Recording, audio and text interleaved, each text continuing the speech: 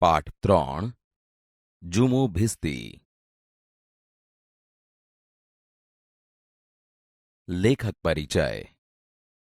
બાળ દોસ્તો, જુમો ભિસ્તી પાઠના લેખક છે શ્રી ગૌરીશંકર ગોવર્ધનરામ જોશી.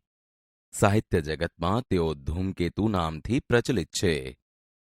તેમનો જન્મ 12મી ડિસેમ્બર 1892માં રાજકોટ જિલ્લાના ગોંડલ તાલુકાના વીરપુર ગામમાં થયો હતો.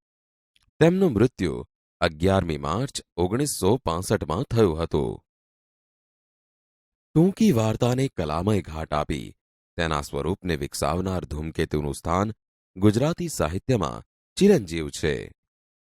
તેમણે અનેક નવલકથાઓ, પ્રવાસ વર્ણનો, આત્મકથાઓ લખી છે. તણખા મંડળ તેમની પ્રખ્યાત રચના છે.